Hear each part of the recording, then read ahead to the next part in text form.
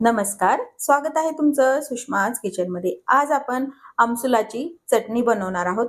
पितृपक्षामध्ये ही चटणी शक्यतो बनवली जाते आणि ही चटणी तुम्ही एरवी पण बनवू शकता आणि खाऊ शकता। या चटणीमुळे तुम्हाला पित्त कमी होतं, उन्हाळ्यामध्ये शरीराला थंडावा पण देते। अगदी साध्या सोप्या आणि कमी साहित्यात ही चटणी तयार होते। रेसिपीला लाईक करा, चॅनलला सबस्क्राईब।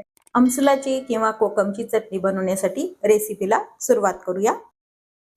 आमसुलाची चटणी बनवण्यासाठी इथे मी 10 ते 15 आमसूल स्वच्छ पाण्याने 3-4 पाण्याने धुवून घेतले आहेत। यामध्ये बी पण असतं, ते पण पूर्ण काढून घ्यायचे। धुतल्यानंतर एक 10 ते 15 मिनिट कोमट पाण्यामध्ये हे भिजत घातलेले आहेत। नंतर हे साधं मीठ घेतलेले आहे थोडं आणि काळं मीठ, एक मिरची कट करून घेतलेली आहे। ही मीडियम तिखट मिरची आहे।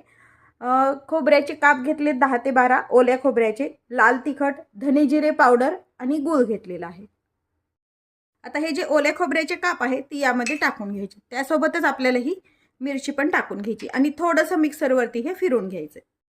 आता हे मिरची आणि खोबरं काढून घेतलंय, यामध्ये आपल्याला हे कोकम टाकून घ्यायचे। सुरुवातीला फक्त हे कोकमच टाका, म्हणजे आमसूल। आणि पाणी जे आहे ते हेच आपण नंतर चटणीसाठी वापरता येते। थोडंसं मीठ, काळं मीठ आणि साधं मीठ, लाल तिखट अर्धा चमचा, धने जिरे पावडर अर्धा चमचा आणि छोट्या वाटीभर हे गूळ, आणि हे आधी पाणी न घालता थोडंसं वाटून घ्यायचं। आता हे मिक्सरवरती काढून घेतले। हे जे कोकमचं पाणी आहे आपण आमसूल भिजवलेलं ते यामध्ये टाकून घेतले।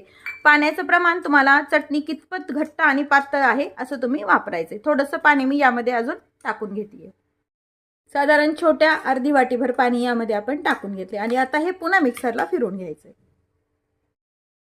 आमसूल चटणी आपण छान वाटून घेतलेली आहे। यावरती गरज असेल तर तुम्ही तडका पण देऊ शकता, पण मी हे अशीच ठेवतेय। जिरे मोहरीचं तुम्ही फोडणी पण यावरती देऊ शकता। अगदी पित्त झाल्यानंतर खायला पण ही चटणी छान असते। तुम्ही एरवी पण ही चटणी अगदी जेवणामध्ये करू शकता, पण पितृपक्षामध्ये स्पेशली केल्यात जाते। आमसुलाची चटणी आपली तयार आहे। रेसिपीला लाईक करा, चॅनलला सबस्क्राईब करा, तसेच बेल नोटिफिकेशन पण ऑलवर प्रेस करा। अशाच नवीन रेसिपी सोबत पुन्हा भेटूया। तोपर्यंत बाय बाय। व्हिडिओ पाहिल्याबद्दल खूप धन्यवाद।